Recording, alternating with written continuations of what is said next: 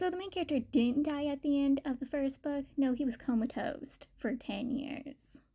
And just like in Scum Saving System, the male lead spends all those years trying to bring him back from the dead, or specifically back from his comatose state.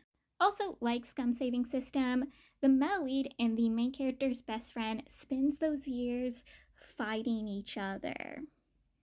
Hurting, harming, attacking each other, just like the male lead in the War God and Scum Saving System did.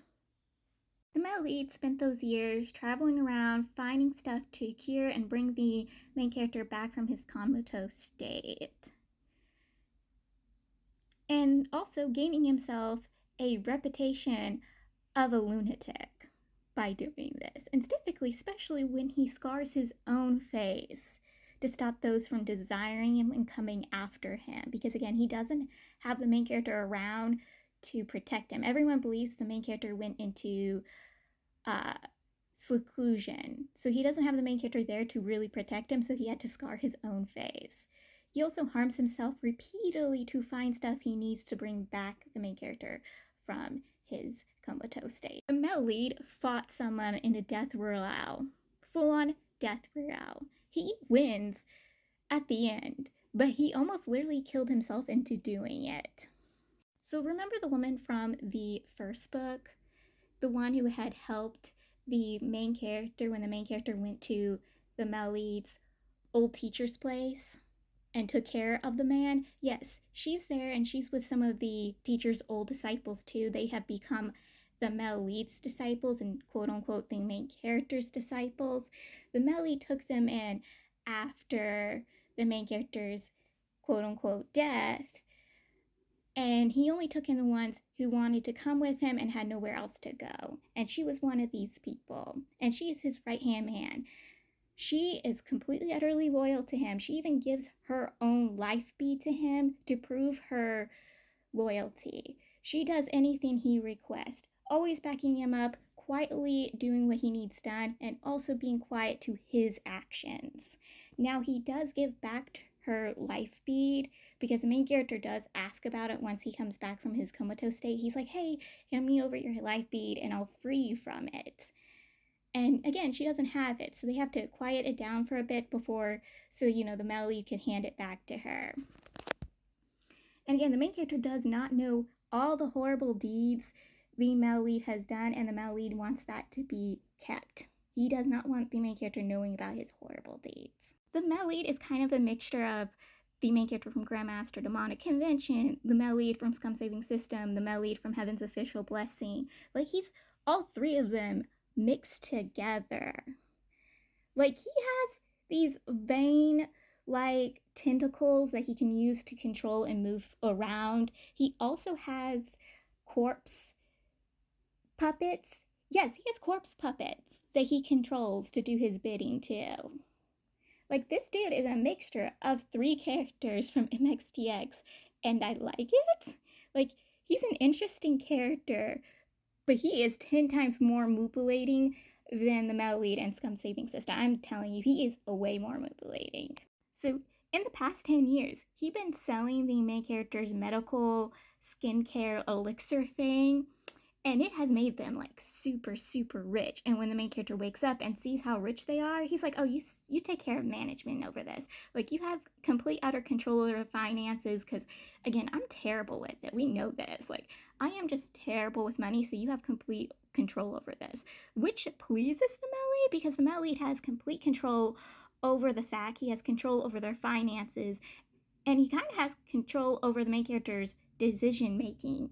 Because, again, he manipulates the main character at every turn because he keeps the main character from knowing the horrible things he's done.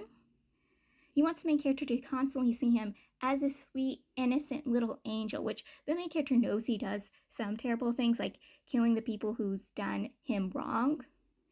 Now, the main character doesn't know the other horrible deeds he'd done. He only knows about the ones where he's getting revenge, which doesn't ruin the lighting the main character has of him. But this dude, he made sure that the main character has nowhere to go. Like, the main character will be stuck with him because the main character has nowhere else to go, because he's manipulated and controlled the main character's life to just be with him. And the only person he needs to now get rid of that is keeping the main character from staying from his side is literally the friend. He has to get rid of the friend. So, on the topic of the main character's friend, we need to talk about the main character's feelings about them fighting each other for 10 years. Yes, he blames a little towards his friend, but he fully just blames himself. As he's like, oh, if I hadn't gone comatose, if I thought things through, if I'd done stuff and made sure that there was things and instructions left to be dealt with, like this wouldn't have happened. These two wouldn't spend years fighting each other, harming each other, hurting each other. If I just thought things through correctly, I'm like, honey, do not blame yourself for this. The actions of these two are the actions of their own. Like, there's some understanding of why the main character in Scum Saving System deserves a little blame for the actions that happens, the actions and consequences of what his man does, because again, his man went crazy after the constant blame the main character constantly put on the male lead, and then pushing the male lead to go blit, and then him literally faking his death to get away from the male lead, which leads the male lead to go crazy and harming everyone around him. And the main character freeing himself from those consequences, being fake dead for 5 years, being in the ground as a plant. But you, honey, you don't deserve to put any blame on yourself. These two have all the faults to themselves. They could have been rational, they could have thought things through and been adults, but they both decide to be stubborn, jealous, pains in the butts. Because the main character blames himself, he's trying to figure out a way to make sure these two become buddies. He even apologizes to them for his actions. And I'm sitting there going, well, you're trying to make them buddy, which, honey, that's not going to happen, because these two are looking at each other like they want to kill the other.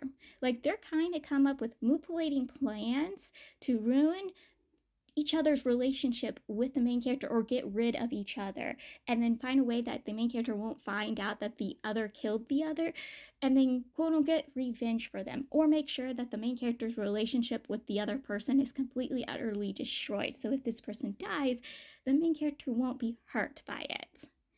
I am not kidding. Like, they're both thinking ahead, while the main character's like, we're gonna be besties, we're gonna be friends, and I'm like, honey, I feel bad for you, because you got two crazy psychopaths on hand. Like, I feel bad for the main character, because both his choices are not really great choices mentally in the head. Like, I am worried for him, I am scared for him. Like how I said, the main character thinks these two can be buddies if they go on an adventure, which I'm like, sweet angel cakes.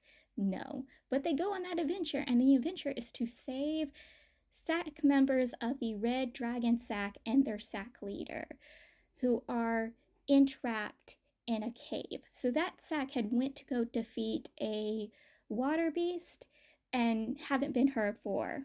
So the main character, the male lead, and the friend, they go to this location, they defeat the beast, they find out that the SAC members are entrapped in an error that basically entraps you into a nightmare. So when he wakes up in the nightmare, the main character is dressed as a girl, and he at first thinks this nightmare is based off his nightmare, because he hates when people see him as girly. And that is why he's dressed as a little princess, as a little maiden. So he's very upset by this. He ends up running into the friend, who's very pleased by this and thinks maybe this is his dream, because again, he desires the main character. He badly wants the main character, because they're both in this house together, and the main character is dressed like a wife. Well, they can't find the male lead, and then so him and the main character rushes out to look for the male lead, and they find a brothel, and the male leads, a fake male lead, tries repeatedly offing themselves. It takes twice for the main character to realize that this person is not the male lead, and he's been tricked twice. And one of the times that this person tried to off themselves, which repeats the dream, the main character went with him, which infuriates the friend. The friend would completely, utterly be okay of the male lead disappearing and being gone if it didn't hurt the main character.